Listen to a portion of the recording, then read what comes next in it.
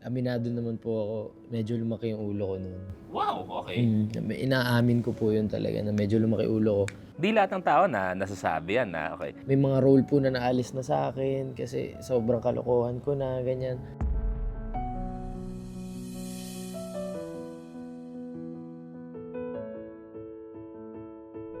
Alam niyo ba, pinapakinggan namin lahat ng mga requests ninyo. Bawat check ko sa telepono ko, social media, merong magkasama na hindi nawawala na sana i-guest sa Luis Listens. Sana makasama mo sila. O eto na, para sa inyo, para sa akin, kasama natin ngayon, Robin and Angela sa Luis Listens. Hello po! Unang-una, kaming tatlo ay biktima ng traffic. Sobra. Sobrang traffic kanina. Opo, sobra. Hindi ko magalaw. Alam niyo, 2 weeks bago sila umalis ng mga bahay-bahay nila. Ngayon lang sila dumating.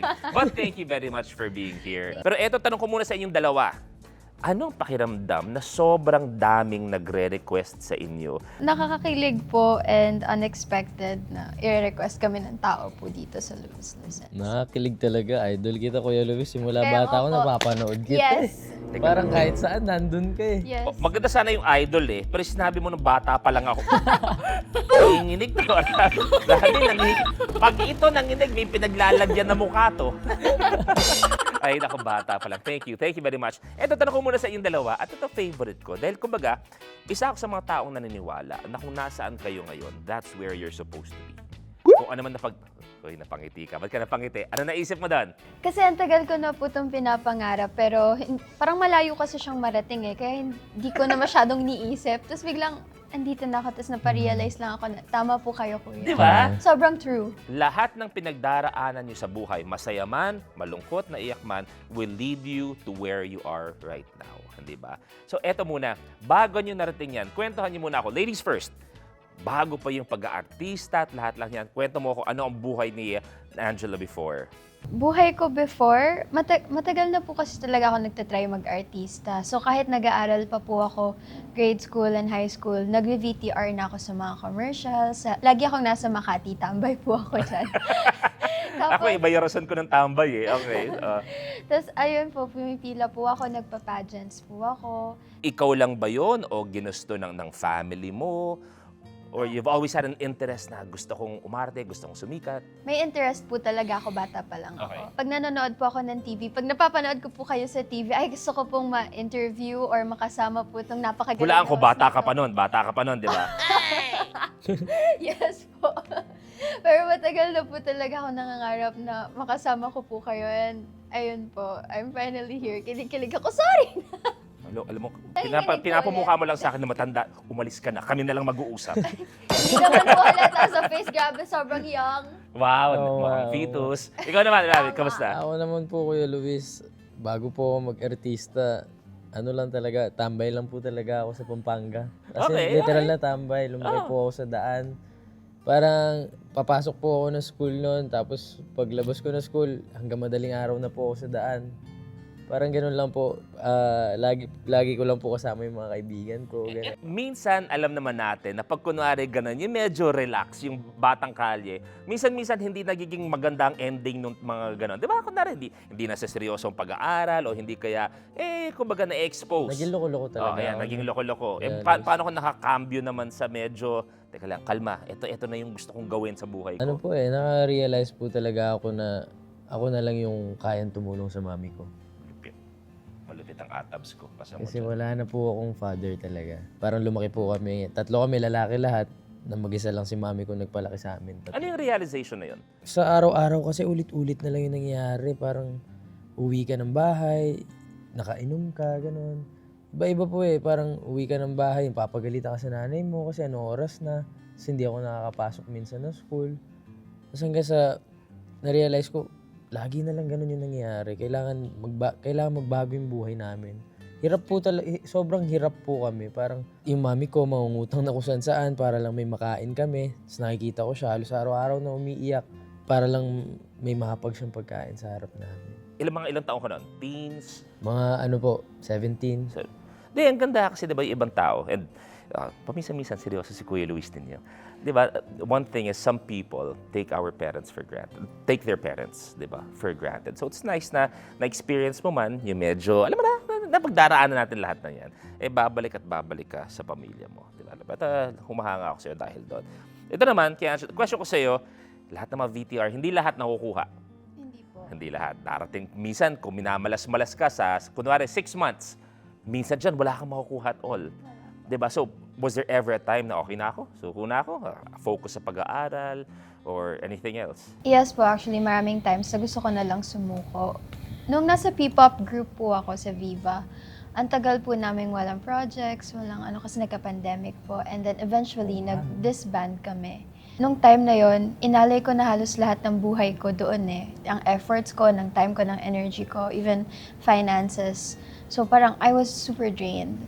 Parang tinanong ko kay God, ito na ba yun? Like, is this the end for me? Should I just go back to studying na lang? Tapos, I just keep waiting and waiting hanggang binigyan po ako ng chance na mag-acting. Like, super small gig lang talaga. One line or no lines at all. Tapos, after that, nag-audition na po ako sa Mutya. Tapos, sunod-sunod na po siya. So, I'm just glad na I didn't give up talaga. Yan ang pinaka-importante sa buhay, di ba? Hindi ka talaga susuko. At tama yan, huwag kayong sumuko. Pero pag pulis nagpasuko sa inyo, sumuko kayo. Yun ang Totoo, baka naman sisihin nyo ako, may gayo kayong hindi maganda, tapos may pulis, sabi kayo suko. Sabi ni Kuya Sabi po ni Luis. Kuya Luis, wag ako susuko eh. So ngayon, malinaw yung pinakamagandang advice ko sa inyo.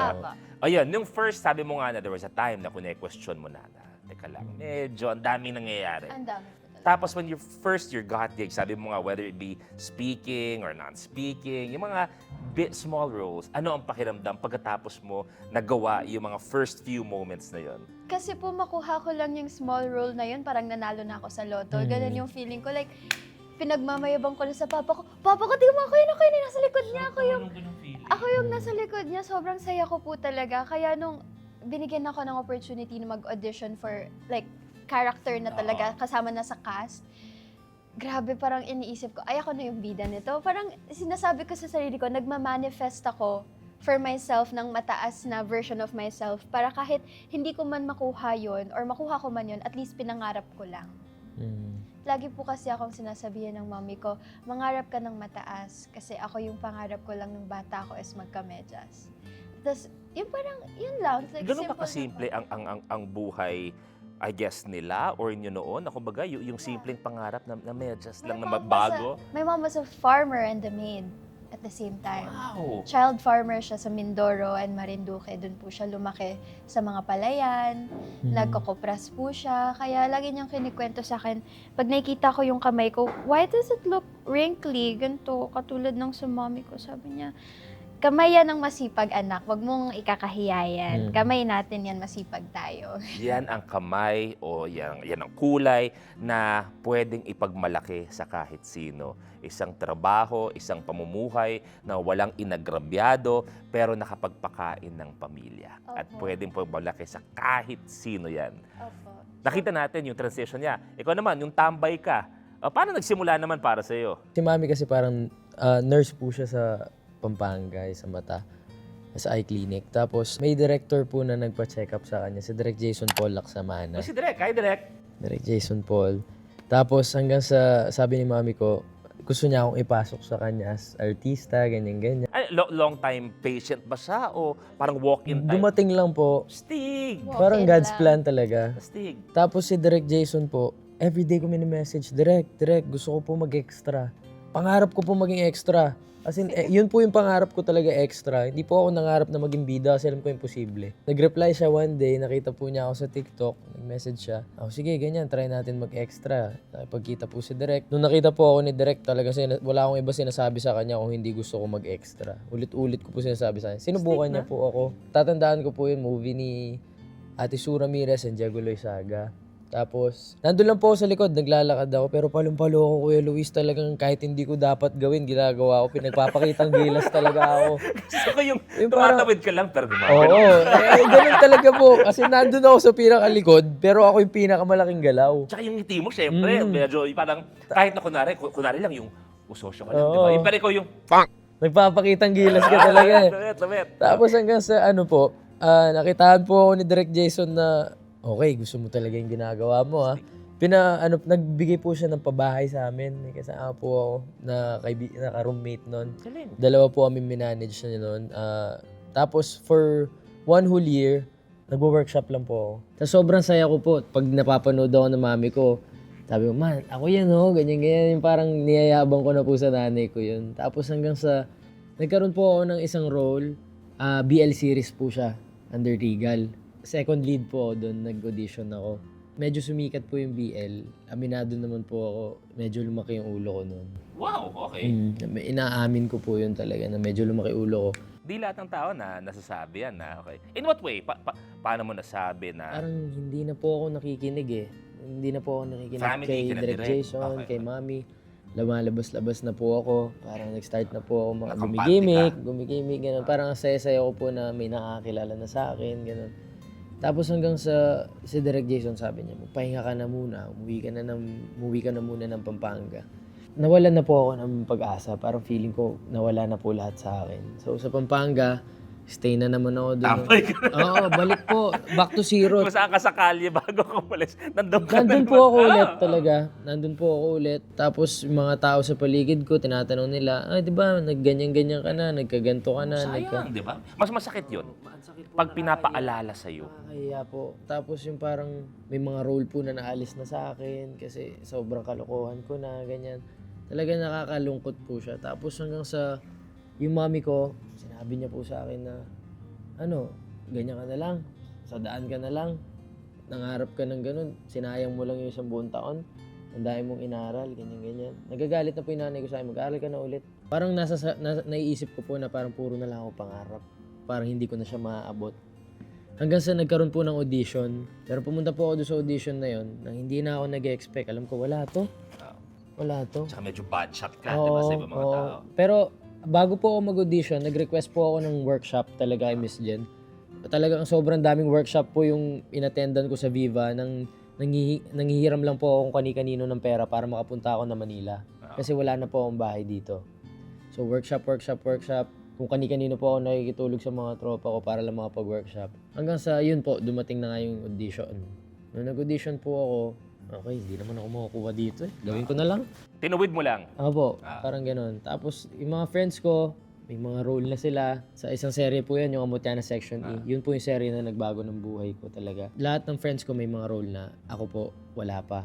Tapos bigla sinend po sa akin itong isang role, Yuri Hanamichi. Ay okay, may character ako. Sabi, basahin mo yung libro, Rab. Importante yan. Binasa ko po yung libro. Second lead po siya. Second lead sa isang malaking serye. So ano pakiramdam no? Nakakala mo, game over na eh. GG ka na eh. Opo, parang sobrang sarap po sa pakiramdam. Tapos ang kasama ko pa po sa serye, si Andres Mulak. Anak ni Sir Aga Mulak. Na, ikukwento ko lang din, si Andres tsaka si Atasha ay mga inaanak ko. Oo, na hanggang ngayon di pa nila ako nararamdaman bilang ninong. Magpapasko na Kuya Luis. Hindi na magpapasko ngayon. Nakailang Pasko na wala silang naramdam. Malamang sa malamang galit sila sa akin. Ni minsan, ni anino ko, hindi pa nila nakikita bilang isang ninong. Kaya sa mga inaanak ko, kasi nung kinausap ako ni Tito Aga para magninong sa kanila, bagets din ako. Bata din ako. Siyempre, wala ka pang kamuang-muang nun, di ba? Sabi lang, ikaw, magiging ano ka ng anak ko. Okay, tito. Kaya Andres, Atasha, Andres, sorry sa inyo. So, yun ang nakuha mo na. Opo, yun na nakuha ko Kuya Luis. Parang ang lakas ng pakiramdam ko sa project na to. Kailangan gawin ko lahat. Aralin ko na maayos yung role ko. Ibigay ko yung best ko. Mag-workshop ako na mag-workshop. Hanggang sa, meron po akong ipon nun. Tatandaan ko pa yung ipon ko 30,000. Tapos magre-rent po ako. So, paano ko pagkakasyahin yung 30,000 Wow. sa buong 6 months ng taping namin? Ngayon may friend po ako, si Kurt. Magka-roommate po kami, naghahati kami sa rent, ngayon naghahati kami sa pagkain. Hanggang sa na-survive ko po yung 6 months ng taping na yun. Tapos after po, nung lumabas na yung serye, nagbago na po na sobra yung buhay ko. Laking tulong po sa akin yung serie yun. Ang nakita ko sa inyong dalawa is, sabi nga ni Angela kanina, is, diba, hindi masama, dapat yung pangarap mo mataas na. Pero the best part is, pinaghihirapan nyo rin. Opo. Kasi ang ibang tao, puro pangarap lang eh. May mga kilala nga ako na, gusto ko maging ganito, gusto ko ganito. Nag-aaral ka ba? Hindi. Nagsipag ka ba? Hindi. Para saan pa yung pangarap mo, di ba? At least nakikita ko sa inyo na ang buhay naman kasi up and down lang yan eh. Diba? Or hindi kaya paikot lang. But you know, you had your dreams, you still have your dreams, pero pinagtrabaho niyo pa rin. Kung hindi kayo naging artista, bukod sa tambay kung hindi ka naging artista, kung pinapili ka ng bata ka, anong gusto mo maging trabaho? Ano yung Pangarap ko ambition? maging doktor, Kuya Luis. Kasi yun yung pangarap ng nanay ko na hindi niya natupad. Dahil wala silang perang pang-aral talaga. Angela, ikaw? Ako naman po gusto ko po maging piloto noon. Sabi ko medyo malayo. Sabi ko, sige, flight attendant.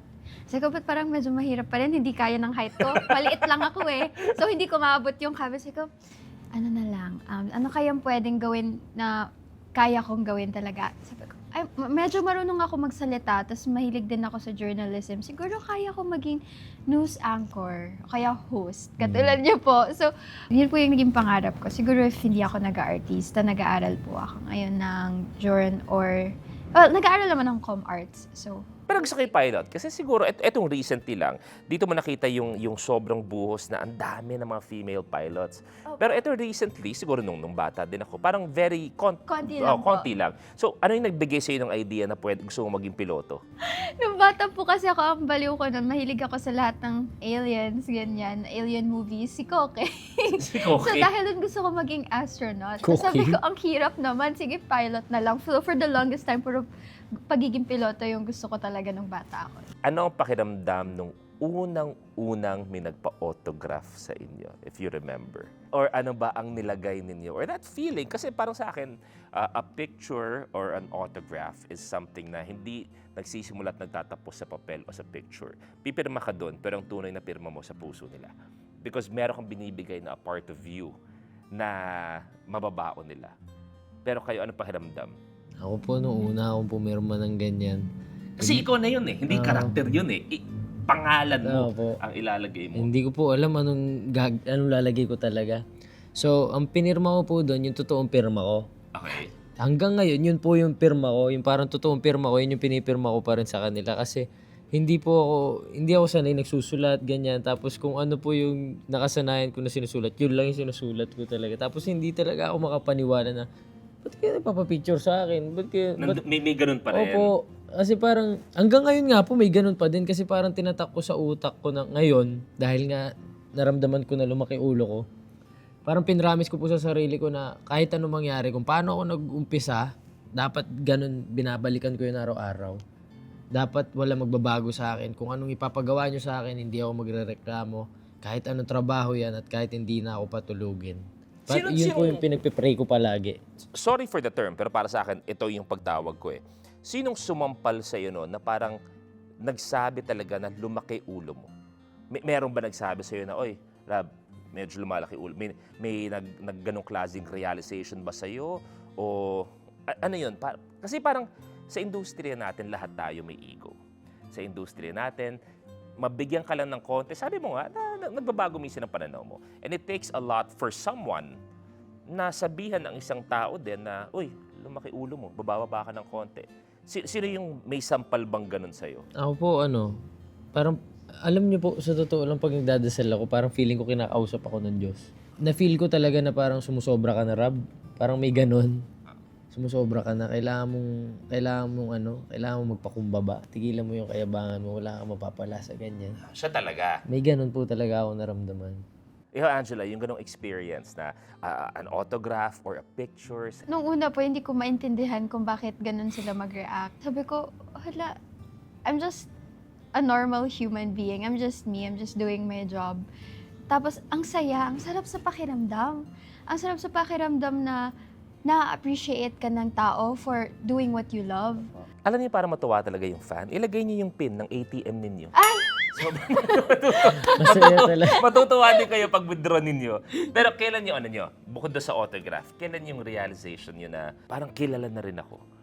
Parang for example, yung isa sa parang nakausap ko, kunwari, let's say for a singer, yung paglabas mo sa isang concert, lahat sumisigaw o lahat tinatawag pangalan mo. O sa mall show, yung akala mo yung kilala ba ako ng tao, sisigaw ba sila? Paglabas mo ng mall show, yung may banners ninyo, may mukha ninyo, may mga LED na nga ngayon di ba? Kailan yung na-realize na nagkakaroon na kayo ng pwesto or puwang sa industriya? Yung I made it moment. Oo. yung I made it moment ko kasi dati po yung sa Viva Arcada, yung sa Araneta. Araneta, Yung dati oo. po, opening act lang kami or nanonood lang sa Araneta. Tapos kami na yung nagpo-perform sa Araneta. Tapos ang dami... Araneta pa yun, Araneta. Araneta pa yun. Araneta. Tapos ang dami pong tao talaga. And may mga banners po namin. Tapos nakakataba po ng puso na ikaw yung ikaw yung dating nasa audience, ngayon ikaw yung nasa stage. That moment na people paid to actually see you, people actually traveled to see you and Iba yun. support you. Iba yun. Iba yung feeling, it feels like Ako ba, there's a, tumataas yung balahibo, gano'n. may mga 4 seconds ba na parang lahat, marami dito para sa akin? May ganung moment ka ba? Meron po. Meron po talaga, lalo na nung sa Viva Arcada. Very recently, yung I made it moment po is yung sa endorsements po. Yung dating nilalaro ko lang game. Stig. Yung sobrang dinalaro ko lang, tapos hindi ko na-expect na I'd be endorsing this game one day. So, yun po, ang saya lang sa feeling na wow. Dati, kapag nakabili ako ng skin, sobrang saya ko na for the entire week. Tapos ngayon, it's just something I could easily get. Parang, iba po yung feeling. Sarap kasi pinagtrabahuan. Opo. Di ba? Ikaw, Rap, kailan yung moment na yun sa'yo? Dito po sa movie namin ngayon, Okay. nagkaroon na po ako ng pinakauna kong movie talaga. Kasi yun po talaga pinakapangarap ko. Hindi ko naman po pangarap maging artista, pangarap ko maging aktor. Ay gusto ko lang talagang umarte. Yun lang po yung gusto kong gawin. Saan mo nakuha yan? Kasi syempre, sabi mo, galing may isa ka bang artista na hinahangaan na iba yan yung tanggalin na natin yung sigawan ng fans. Actually, totoo po. Kanino ka parang Elijah Canlas talaga. Malupit. Elijah Oo. Canlas. Hindi naman sa hindi gusto, pero parang naninibago po ako. Oo. Pag nasa mall show ako, pag nagpe-perform ako sa maraming tao, una po ayoko kumanta. Sinasabi ko po yan, hindi po ako kakanta, hindi ko po kaya yan, hindi po yan yung... Hindi ako yun. Hindi ako. Yun po yung sinasabi ko palagi. Tapos ang gusto ko lang talaga is umarte. Tapos hanggang sa sinabi sa akin na kailangan mong gawin yan, ganyan. Ngayon po na-enjoy ko na rin yung pagmo-mall show. Pero ang pinaka-gusto ko po talagang ginagawa is umaarte. Kaya po nung binigay po sa akin yung pinakaunang movie namin ni Angela, sobrang saya ko talaga. Parang feeling ko, ito na yun, may sarili na po kaming movie. At eto, nakita ko nga yung werewolf, diba? Werewolf boy. Isanay tayo, kiligan, drama. Pero eto, yung sa inyo, ibang-iba yung atake ninyo. Gano'ng kahirap para sa iyo na yun ang role mo, gano'ng kahirap din para kay Angela na gano'n yung klaseng interaction na meron kayo na gano'n kayo ng ulot, lahat-lahat. Mahirap po sa akin yung parts na mas malalim po yung emotion ni girl kaysa sa mga characters na na-portray ko before.